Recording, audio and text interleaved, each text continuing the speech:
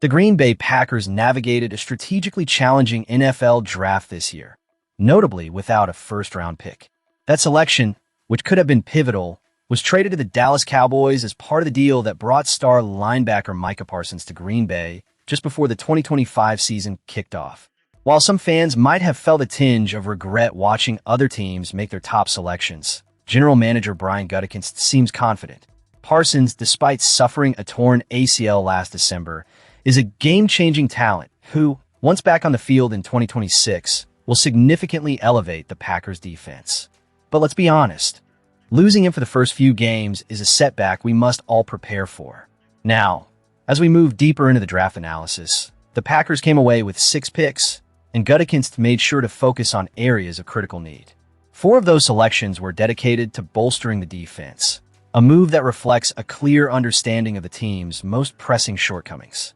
The first of those picks was Brandon Cisse, a defensive back from South Carolina, taken in the second round.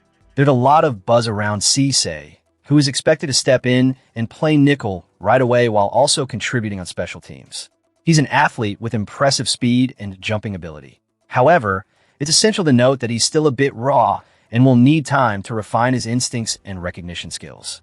Once he gets a grasp on the mental side of the game, we could be looking at a future CB1, if he can learn quickly. Next up is the towering figure of McClellan, standing at 6'4" and weighing in at a hefty 313 pounds. This kind of size is precisely what the Packers need to stifle the interior running game, which has been a vulnerability in past seasons. McClellan showcased his disruptive potential last season with 6 sacks and 8 tackles for loss. While he may not be an every-down player just yet, he has the chance to make a significant impact when he rotates into the lineup. Then we have Dennis-Sutton, who some experts believe was a steal at the number 120 pick. Ranked among the top 70 by many analysts, he could serve as a critical backup to Parsons upon his return. In the meantime, he's likely to find himself in the starting lineup, given the team's current lack of pass rushers. With his impressive size, speed, and a quick first step, he could indeed create nightmares for opposing offensive tackles. His ability to block punts on special teams adds to his value, making him a multifaceted asset for the Packers. Another noteworthy pick is Burton, who brings versatility along the offensive line. Capable of playing all 3 interior positions, he combines aggression with efficiency, winning on his initial efforts. However, he does have room for improvement in sustaining blocks, and he'll need to step that up quickly if he wants to solidify his role. Expect him to back up center Sean Ryan early in the season before possibly transitioning to guard positions. The Packers are also giving Jackson a chance to fight for a backup corner position, despite a knee injury that hampered his college career. Initially a highly recruited talent, he comes with potential, but he'll need to shine right away to carve out a spot in the team's cornerback rotation. This is particularly crucial for late-round picks, as special teams performance will be essential for him to make the final roster. And let's talk about Smack, the kicker taken in this draft.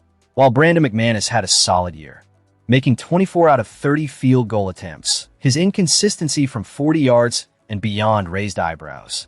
The Packers are clearly looking for more than just solid. They want elite.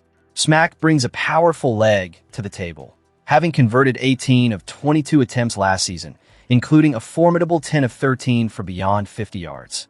This indicates a clear shift in the team's aspirations for the kicking game. Ultimately, while the Packers may not have dramatically altered the team's landscape with this draft, Gutekunst has effectively addressed critical needs in the secondary and defensive line. It's clear the Packers are building for the future, and while they may not have had a first-round pick, they made the most out of the selections they had. Now, as we transition to the next segment of our analysis, let's dive deeper into how these new additions will integrate into the Packers system and the potential impact they could have on the upcoming season. The Green Bay Packers made significant moves on the 3rd day of the 2026 NFL Draft, adding 4 new players to their roster. With 6 new draft picks in total, the competition for jobs this summer is certainly heating up in training camp. General Manager Brian Gutekunst took some bold steps that have left many scratching their heads about certain positions he chose to address or not address. Let's dive into what we learned from this pivotal day, starting with a highlight of the new edge rusher picked up in the 4th round. The Packers made a noteworthy addition to their defense by selecting edge rusher Dani Dennis-Sutton from Penn State with the 120th pick overall. Dennis-Sutton was projected by many to go in the 3rd round, which raises the question, Did the Packers snag a hidden gem? His athleticism is impressive, providing a solid foundation for his game.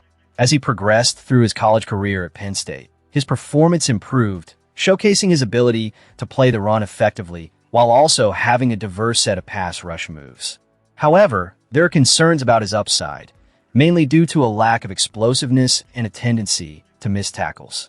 Despite these limitations, his versatility and eagerness to learn make him a valuable addition to the Packers' edge rushing depth.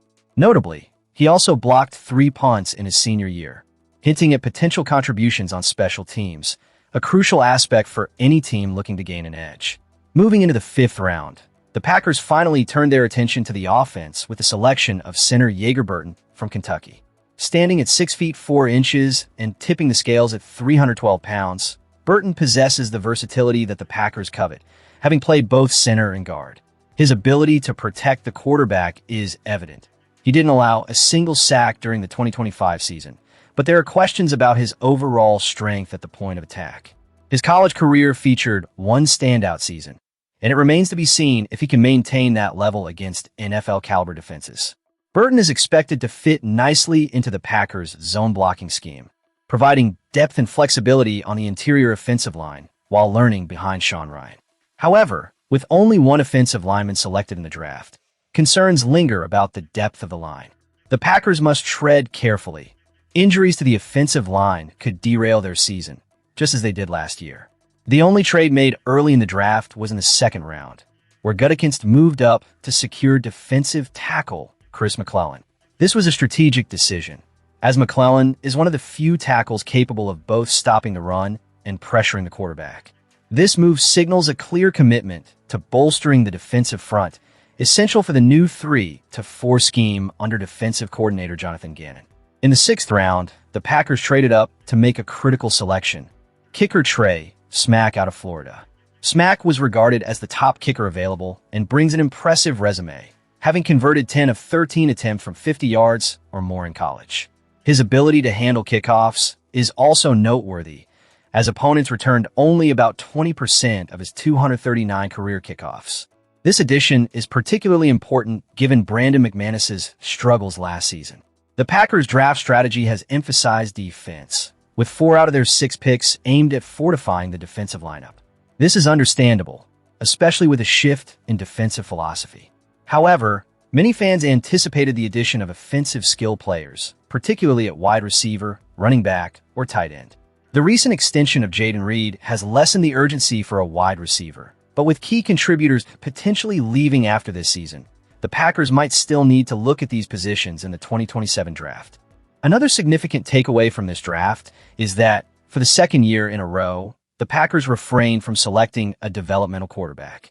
This puts the pressure squarely on Desmond Ridder and Kyle McCord, as they will now battle for the backup position alongside 1 undrafted free agent.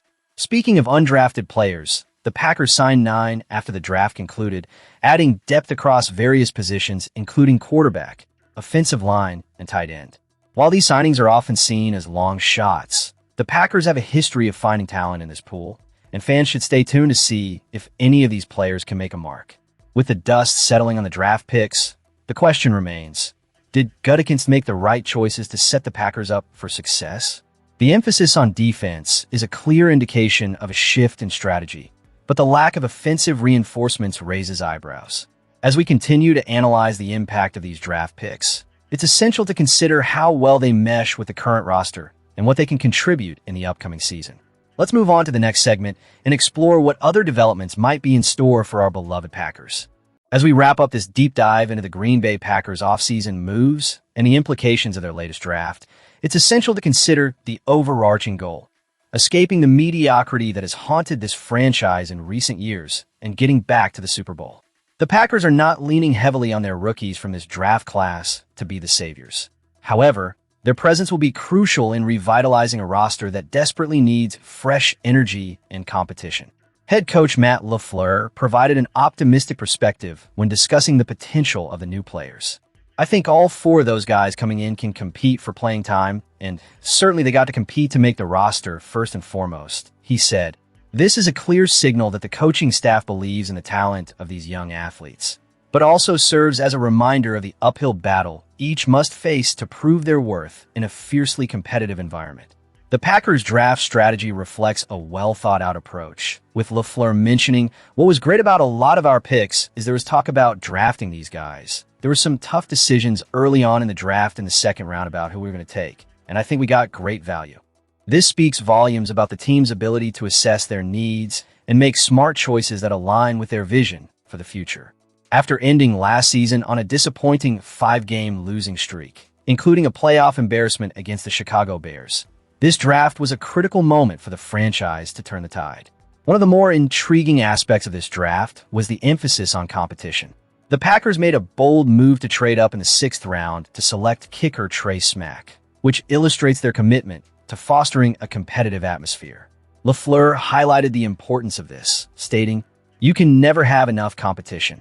It's a philosophy that has served the Packers well in the past, and the expectation is that it will continue to drive excellence moving forward.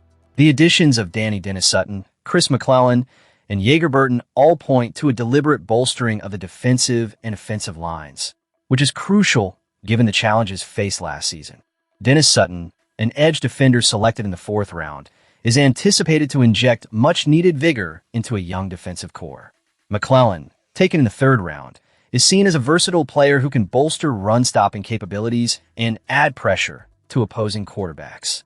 Meanwhile, Burton's selection in the 5th round aims to shore up the interior offensive line, an area that has seen its fair share of struggles.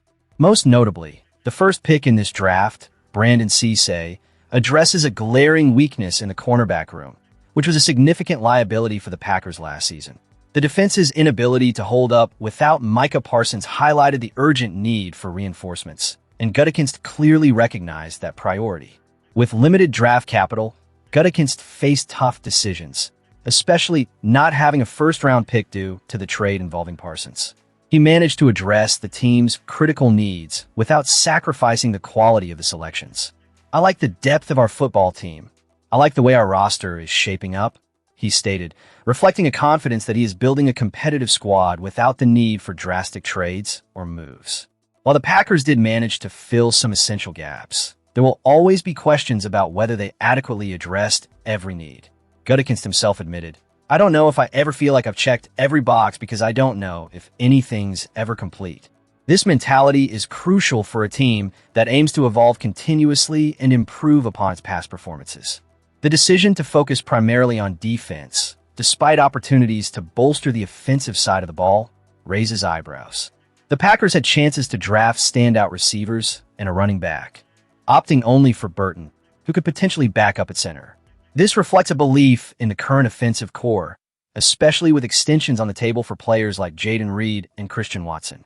"We feel good about us as a group, staying disciplined and allowing the board to speak to us," Gutekunst explained, which suggests a sense of strategy that many fans may find reassuring. The contrast between the offense and defense is stark. The Packers' offense showed promise by the end of the last season, proving they could compete, while the defense faltered without Parsons. The hope now is that this fresh draft class can bridge the gap between the two sides and create a more balanced team capable of contending at the highest level. As we look forward, the anticipation surrounding this draft class is palpable. The Packers have the potential to reshape their trajectory with these new additions, and for fans, that hope is a powerful motivator. "These guys, I think, are going to be really good additions to our locker room," Gutekunst expressed, and that sentiment resonates deeply with the loyal Green Bay supporters who yearn for a return to glory. Now, as we close out this segment of news and analysis, I invite you to share where you're watching from and let us know your thoughts on the Packers' draft strategy. Did they make the right moves? What do you feel about the team's direction? Don't forget to subscribe for more insights on your favorite team, and keep the conversation going in the comments. The Packers have set the stage for a critical season ahead, and as fans, we must rally around our team as they strive to reclaim their rightful place among the elite in the NFL.